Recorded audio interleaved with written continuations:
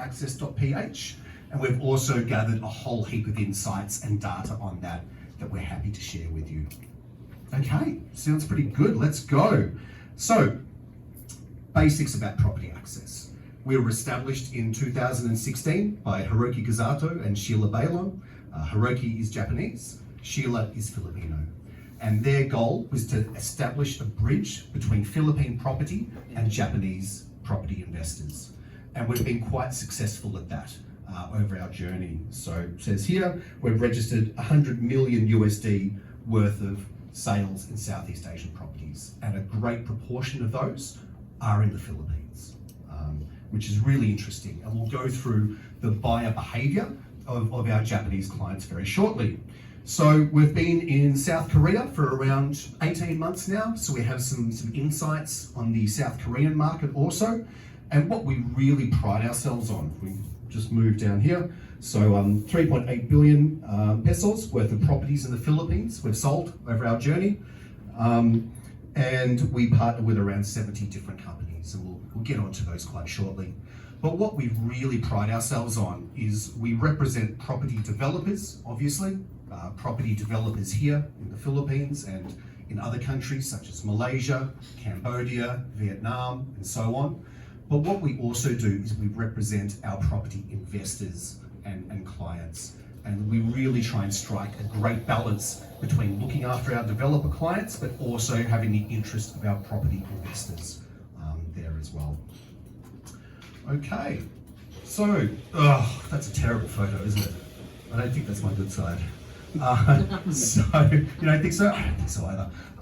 So, not to talk about myself too much, but my background is in telecommunications and website coding and building online businesses. Previously, in another life, I lived in Jakarta for about 6 years. I ran the largest property portal in Jakarta called rumah123.com or Rumah123, which was eventually sold to the REA Group just after I left. So that's my background. It's property, it's technology, and ensuring that the online and offline parts of the business come to work together really well. But let's get off that slide. Oh dear. Okay, so PropTech. We mentioned that earlier. Property and technology. This is an element that Property Access had to grow towards. Now, I've been with Property Access, how long now? I don't even know, maybe 2 years, 2.5 years. I came on board right in the middle of the pandemic, right? And I'm gonna walk over here for a bit, just so I'm not so far away from everyone. So, what our core business was pre-pandemic was it was doing tour groups of Japanese people into the Philippines, maybe a couple of times a month.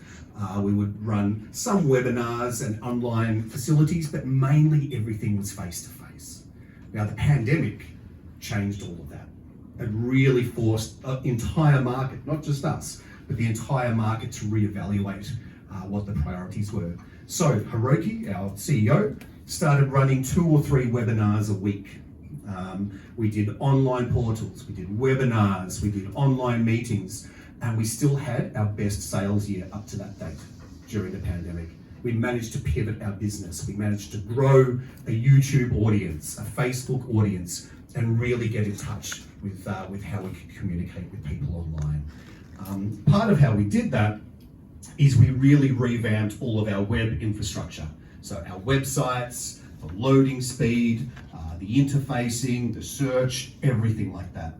But this wasn't just happening to Property Access. This was industry-wide. You'll notice a lot of property developers around that time invested in 3D modeling for their showrooms. So people could bring themselves closer to the showroom without actually physically being in there. And that's something we did a lot. I mean, our Japanese team, our sales team, would call property developers here, ask them to get on Zoom quickly on their laptop and show off the physical showroom for customers who couldn't physically be there. It's really about bringing people closer to that actual experience. So I'll be talking about a couple of elements of PropTech I believe will be quite prevalent over the next 5 or 10 years. So we're going to look into a crystal ball here a little bit and try and understand where the market is going. So you may see this little diagram here. We've got something called Web 3. up here. Has anyone heard of Web3 before? Yeah. Yeah? All right. What is it? That's the next phase of the internet. The next phase of the internet. It basically is. It's the new technologies on the internet that will start coming out. It's blockchain based. Yeah, well, some parts of blockchain, yeah. So Web 2 was dominated by a few tech giants, right? Social media, Facebook, Google, all of these elements. What Web 3 is looking at, the ideal of Web 3 is decentralization. It's using blockchain, AI, machine learning, virtual reality, augmented reality, and all of these different technologies to really open up a new stage of the web. Now, what does this mean for property? I guess that's the big question. One element that we'll get onto in our next slide is smart contracts, which is something that I'm quite passionate about and I feel will be very prevalent in the markets over the next 5 to 10 years. Even now, it's beginning in a number of countries. You also have the metaverse. Who's heard of the metaverse? Pretty much everyone, right? Okay, so the funny thing is, the metaverse isn't new, the concept of it. There are actually thousands of metaverses already. Does anyone play Minecraft? Anyone? Oh, Chloe over there, excellent. All right, Minecraft is a metaverse. It's an online area where people go to live, to play, potentially to work. Fortnite is a metaverse. World of Warcraft, Decentraland, Second Life, all of these places are metaverses. What Facebook or Meta is attempting to do is create one overarching metaverse that's one metaverse to rule them all, basically. Because if I buy a sword in World of Warcraft, I can't transfer that to Fortnite. It has no currency or value than in its original metaverse. So that's the goal. How realistic that is and how that's going to go, well, many other people who are on bigger paychecks than me are debating that. But that's certainly something. There are already people selling virtual property. Has anyone heard of Decentraland? The Sandbox? These are actually virtual property portals. I think Decentraland has around 98,000 plots of land. One of the main ones sold a few years ago for $2.5 million for virtual property. It's sort of sunk a little bit in terms of valuation since then, but people are holding on to these to make money, and a lot of people already have. So that's virtual property. My thoughts are that virtual property will become an element. Will it be as popular as physical property? No, because you still need a physical place for your meat body to reside while you're online and while you're going through these areas. But certainly it will become a bit more of a trend. All right, let me wander back over here to my clicker. All right, so one of the elements I really want to talk about, as I've mentioned, is smart contracts. So a smart contract is a digital contract that's built in a digital method using Ethereum, the blockchain language. And what it's there to do is facilitate contracts between a buyer and a seller without a middleman. So it allows, for example, in property, if I'm using a smart contract, it allows me to buy a property without a bank, without a notary, without anyone in the middle, apart from the smart contract itself. Now, what this also allows, which I feel is very exciting, is tokenization or fractionalization of a property. So, for example, if I have an apartment worth $400,000, I can split that into 40 tokens of $10,000 each and allow micro ownership for people who may not have enough money or capital to buy that apartment by themselves, but they can have a share of it and spread their investments along a bunch of different properties. And if the licensing is set up correctly, it means any rental income can then be divested every month or every quarter back along the contract to the end suppliers. What that also means is that there will be an unbreakable copy of that contract on everyone's computer because it's using peer-to-peer technology. So the contract can't be altered. There's complete transparency as to what's happening on that contract, who's bought in, what rental proceeds are coming through, and it's all provided along the blockchain. So I feel that's a very exciting part of technology that will be emerging. There are many industries using smart contracts right now. There are already some companies providing smart contracts for real estate, and I feel this is an area that will grow as we move along, which is exciting because my parents' generation, as it is here, were able to buy property a lot more affordably than a lot of people can now. You have rising prices versus real wages, so this is an opportunity for new people to invest in property, because we know that property is one of the most stable and profitable areas for your investment portfolio, and everyone should have an opportunity to get in there. Okay, that wasn't too nerdy, right? That was okay? All right, great. That's a relief. So, what are we about? So, what we've done and worked very hard on is building the technology in our websites to give us a dashboard that allows us to push property listings into any market that we wish. So we have PropertyAccess.ph, which is also our property portal here in the Philippines, but we have PropertyAccess.kr, PropertyAccess.jp for Japan. We have PropertyAccessJapan.com for actual Japanese properties that we're selling to the wider market. So we have a number of these websites. What we can do is upload a listing via our very easy upload form. We can have it pushed out to the Philippines, but if we wish to promote that property in Japan or in Korea, it takes us 30 seconds to push it to that other platform. All we need to do is translate the title and the description, because everything else is auto-translated. All of the amenities, the facilities, the locations, everything we've already translated on our platform. So it allows us to scale very quickly in different countries. What we've also built, and we have to thank Jello very much for this one, thanks Jello, is we've set up our international digital marketing group. So if we wish to work with a property developer in the Philippines to sell property in Japan, we can actually run Google ads, Line, Facebook, YouTube promotions in Japan or in Korea. We can run webinars, we can do private meetings and help sell properties in these different markets as well, using a variety of digital marketing mediums. So that's an area we've definitely skilled up over the last couple of years at Property Access. Okay, let's move right along.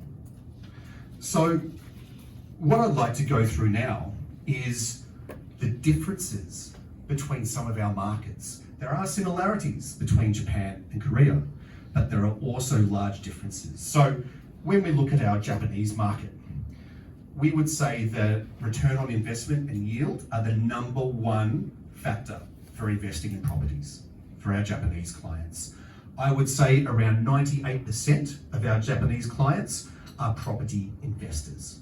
They're not buying it for personal use. They're buying it for the yield and the return on investment. They're more conservative.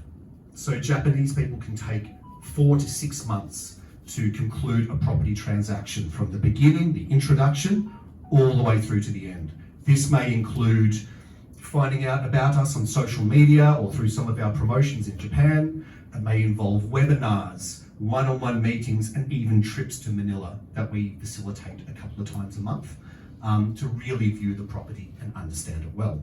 Having said that, quite a few of our Japanese clients purchase property without ever setting foot in Manila, because so long as they get the numbers, they're assured of the credibility of us and the property developer, as well as the project, they can feel comfortable then purchasing that property. The other thing for Japanese people, which we've got just here, is accessibility to transport. This is a very, very large element for Japanese investors. Having access to an MRT or a subway is almost essential for them for purchasing property. It is very, very important, even if the transport hub is in the process of being built. So if we move along from the, just going back here, for the Korean market, I'd say this is a newer market for us, just disclaimer, we've been there for around 18 months, so our data for the Korean market probably isn't as complete as it is for the Japanese market. but we could split our Korean market into 3 different areas, which seem about equal. First one is retirees. Second is second home. Third is investment. And as far as we can tell, we're pretty evenly split along these areas. So what are Koreans looking for, especially for retirements and second home? Golf. Golf is one of the biggest keywords we run in Naver and in Google in Korea. So Korea, for those who aren't aware, Korea has 2 main competing search engines. Naver is the Korean language search engine that started around the same time as Google. Then you have Google as a competitor. And what we've found is if you're 40 and above, you'll probably use Naver. If you're 40 and below, you'll probably use Google, which is a really, really cool split that we've found. So yeah, what are they looking for? Golf. It's huge, as well as beach. Beach, sun, holidays, relaxation. We'll go into property destinations later on, but Cebu is quite popular for Koreans. Clark is a popular area, as well as Metro Manila. Whereas when we're looking at Japan, you're probably looking Metro Manila and Cebu are the main areas that we focus on. So if we're splitting this as well, another element that we've found, because Koreans are the #1 visitors to the Philippines. I wasn't aware of that beforehand. I thought it'd be Americans or someone like that. It's Koreans. And what they're also keen on is the English language schools in the Philippines for their kids. Because English language tutoring here is probably more advanced than in Korea. So this is another element that we've found is quite popular for Koreans and something that we target in our keywords and our online algorithms. Okay, and the other thing would be in terms of apartment size, our Japanese investors really prefer studio or 1-bedroom units. A lot of the time they purchase multiple units, whereas Koreans probably prefer more branded residences and larger sizes for their purchases because they tend to be more personal than investment.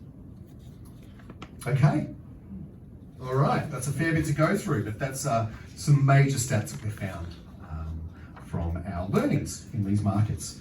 So let's go through our demographics across the board. So this is PropertyAccess.ph, which has the most traffic out of any of our websites, we're happy to say. But it's also counting for Korea and Japan.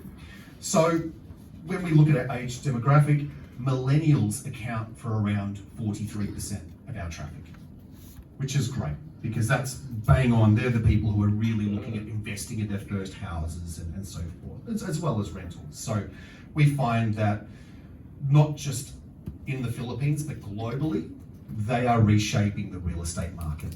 They're really coming in. Previously, it was Gen X and Boomers who were the major demographics there. But I think over the last 5 years, the millennials have really shifted and really begun the journey to home ownership.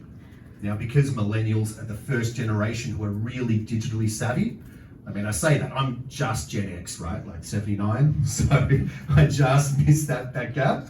But millennials are the first generation to have grown up with smartphones, with technology and so forth.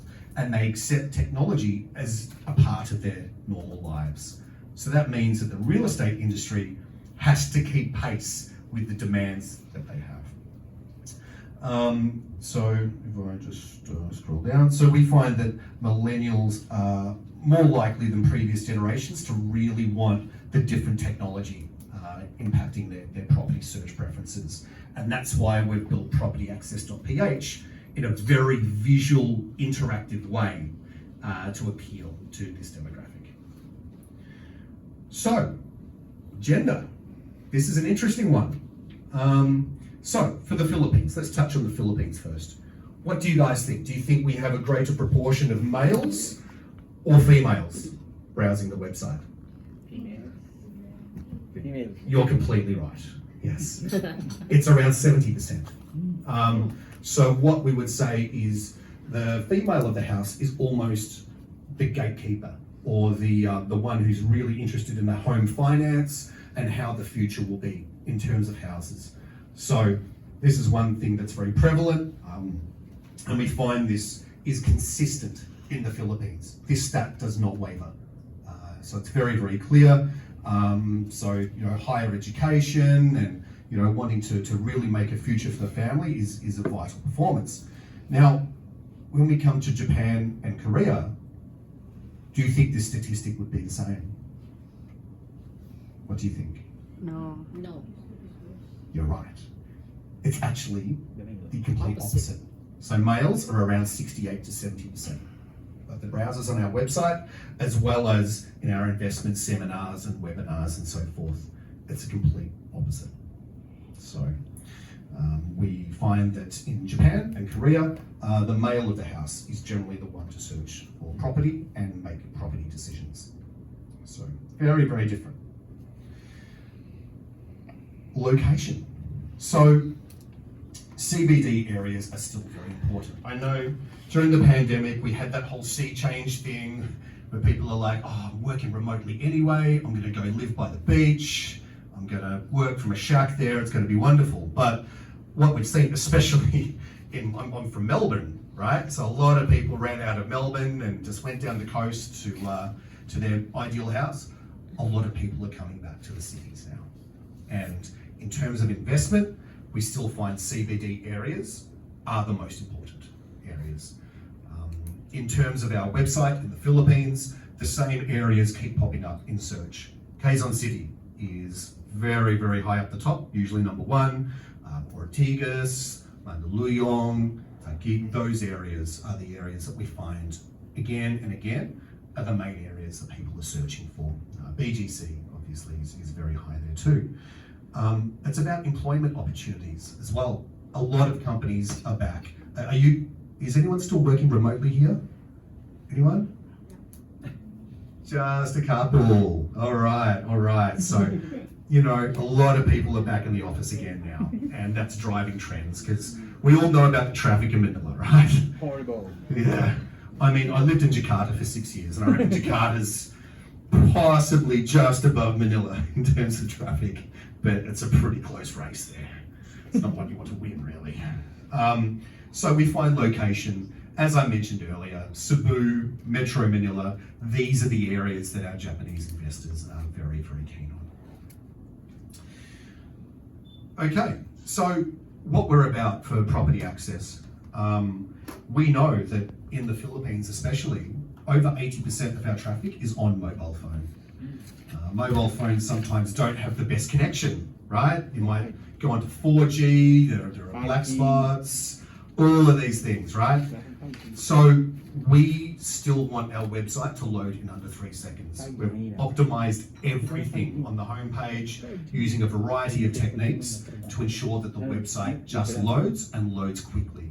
It doesn't mean that it doesn't have to look good, still has to be functional, but we've put a lot of elements in there to try and fix it up. We can also accommodate thousands and thousands of viewers at any time. We're using AWS, we're built on a Kubernetes system which allows clusterized loading and different workers, so it really means that our website can load quickly. We use a system called Algolia for search, which means that as you're typing in what you're looking for, your results will appear in milliseconds. So we want people to be able to find the properties they need as quickly as possible. No one's got time these days. Everyone's used to things loading quickly and being in front of them. I get that. I have the attention span of a dropped cabbage sometimes. I feel if something doesn't load within a few seconds, I'm done. I haven't got time for this. So we want to make sure that we can get people's attention and get them the properties they need without taking a long time. But what we've also loaded is if a property developer has a 3D tour in Matterport, for example, which is common, on the back end, they just load in the URL of their 3D tour and we automatically pass that within our website. Whether you're on mobile phone or whether you're on a desktop or a laptop, we can show these elements to you. So we want to make sure we've got big videos, big visuals. Everyone eats with their eyes. We also have a very strict uploading policy. We don't allow emojis. We don't allow huge things over the photos. We don't allow blurry photos or grainy photos. We don't want to have the most property listings in the market. We just want to have the best ones. And we want to ensure that any of the consumers who come to our website are getting the right experience and getting the right information. We also, if there are property agents or listings that have been inactive for quite some time, we remove them. As I said, we don't want the most property listings, we just want the right ones for the market. Just like we don't want to send hundreds of leads to our clients every month, we just want to send the right leads. We don't want to generate so much traffic that we're getting a lot of spam and a lot of rubbish leads. What we're really focused on is value and quality, and we'll go through these things quite shortly. Okay, moving along. So this is our new branding campaign. You may have seen it. If you've clicked on it, it's probably following you around the internet. We do a lot of remarketing. So this is actually Yvette, our finance manager. So thank you, Yvette, for being on here. But find faster, buy smarter, live bigger. And that's what we're really about at Property Access. We just want to help you make the right decision on property, because for most people, this is the biggest financial decision they will make in their lives. It's huge. It comes with a lot of anxiety. It comes with a lot of trepidation. So we want to make sure that you get the information you need to make that vital decision for you and your family. So when we say great experience, we actually have a product development team. We're constantly refining the user experience and the user interface of our websites. We do A/B testing. We really want to make sure that it works and that it's easy. One thing I use is my dad. So my dad isn't very technically savvy. He is actually terrible. So I call it the Ross Roberts test. If he's able to use the website without throwing his phone down, we give a tick. Because if he can navigate it, anyone can. Thanks, Dad. As I mentioned, we've got up-to-date listings, and we really want to elevate the property experience for people. Next is we want to be approachable. We're very focused on our content, not just property content, but lifestyle content. We found that during the pandemic, people were stuck inside the four walls of their house for a long, long time.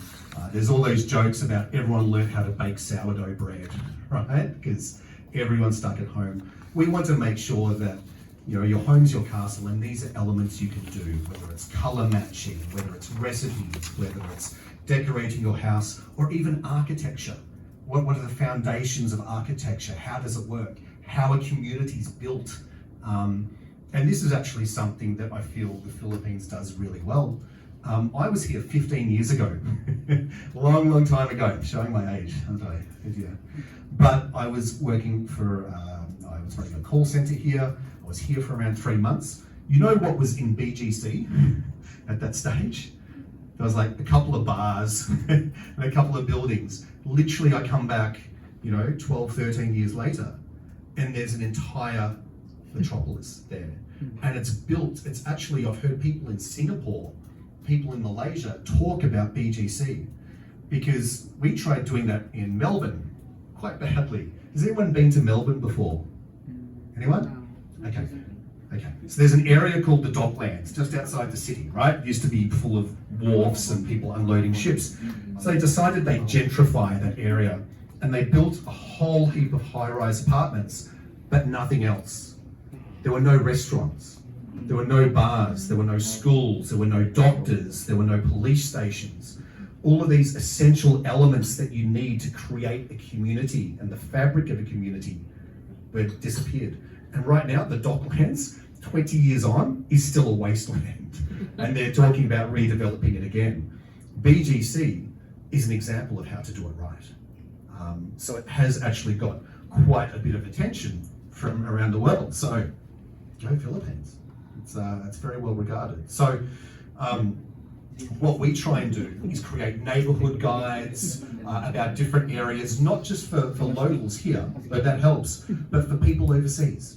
Because we want our Japanese people to understand it. We want our Korean clients to understand it. We actually had a Korean client here about a month ago. that we did a tour with, and we went around to a few places, and we were in BGC about to enter a property developer's building. And he looked around and said, "This is just like Singapore." And he was interested, and he bought a property from that property developer that we went into, just because he liked the environment of BGC.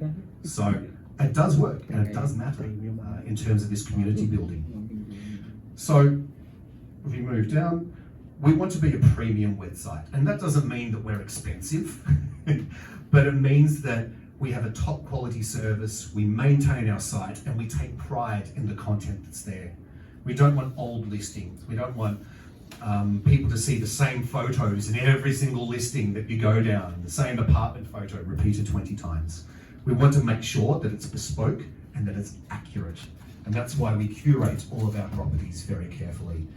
That's why we have a lead time. If a property agent or developer uploads their properties, there will be a short delay while one of our staff actually manually checks the listing, checks the photos, checks the accuracy of the information before we upload it. In terms of trustworthy, we want to make sure that we have the best agents and the best real estate professionals in their respective fields, as well as the best property developers. And we're not just talking about premium property or premium level areas, but people who are responsive. We want people who send leads on our website to get a response and to get an accurate and timely response from our property agents and developers.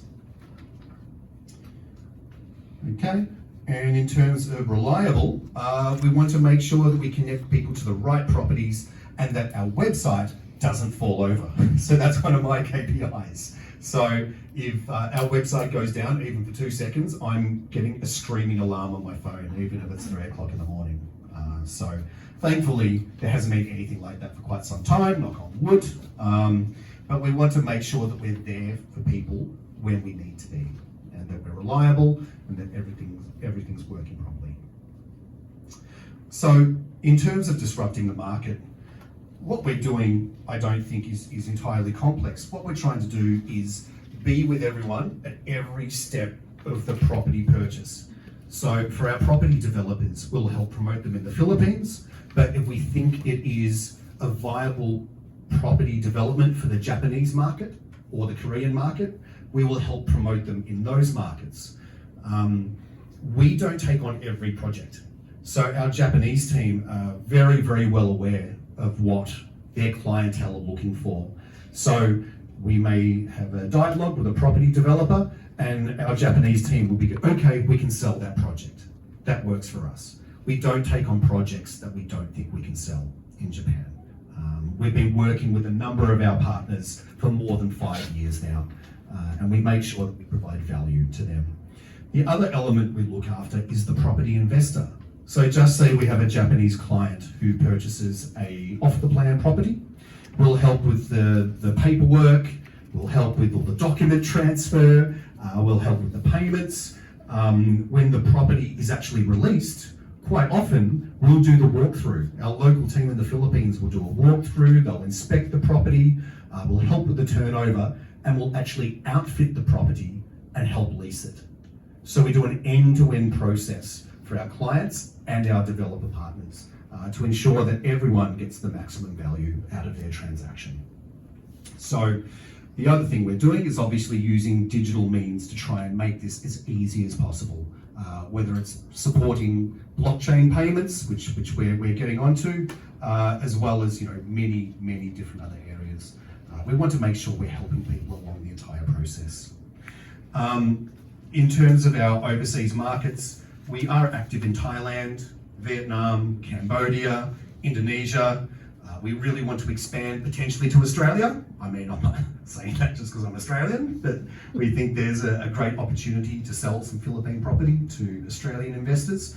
And we really want to expand our online and offline services for local developers to many different overseas markets. Obviously, our main ones now are Japan and Korea, but we are looking at other markets as well to really promote properties.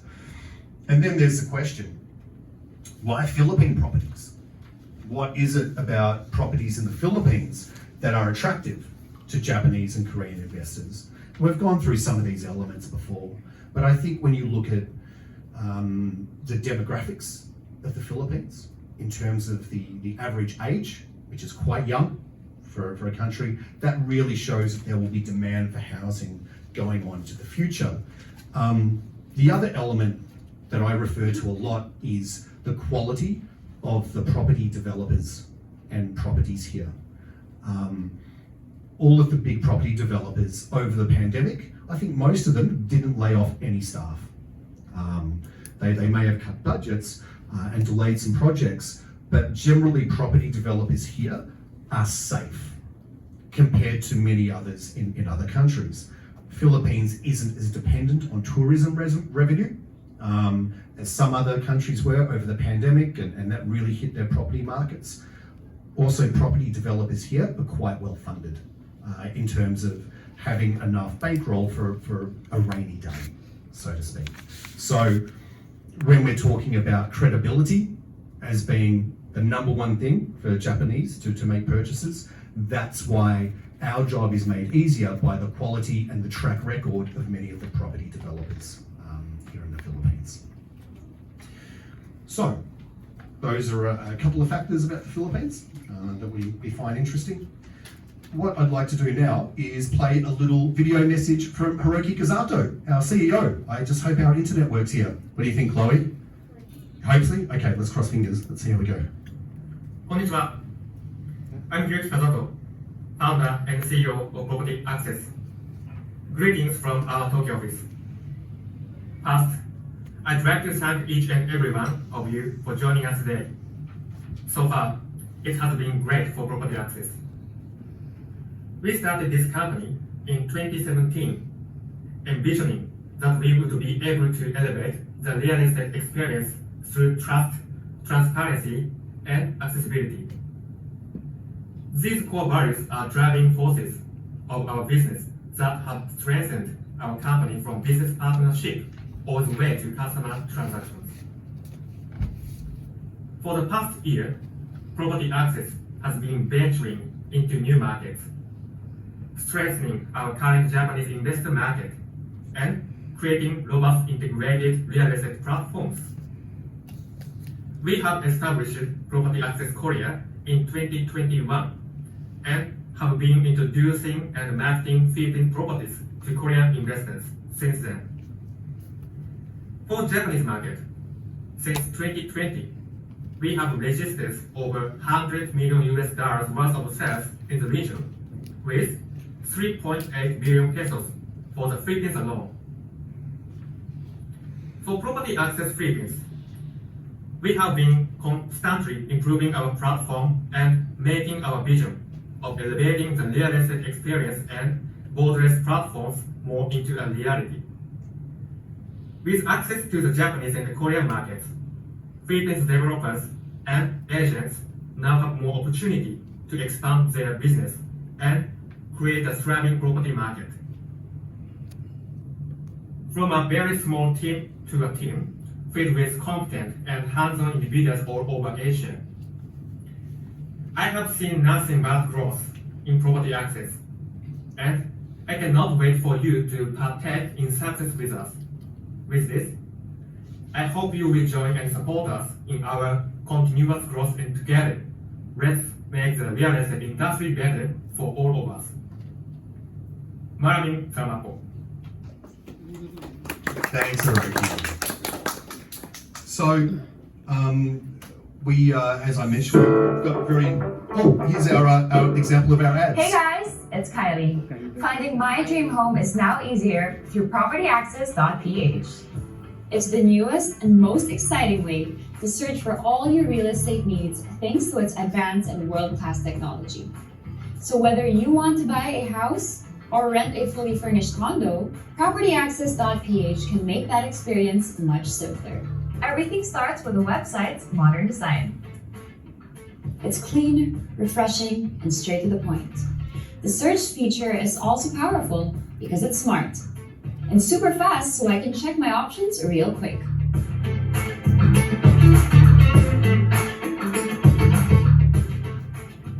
Enjoy Enjoy a wide range of updated property listings in major cities all over the Philippines.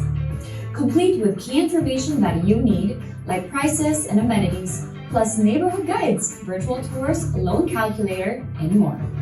PropertyAccess.ph surely knows what you're looking for. And the fun part is, they also have a lifestyle page. Read up on the latest house tips, investment advice, and even interior design inspos.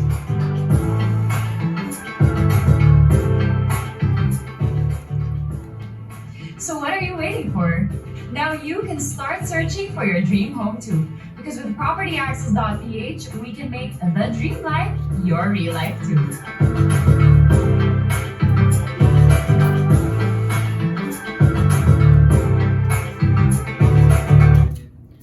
Thanks, Kylie. So that was our first branding campaign we released.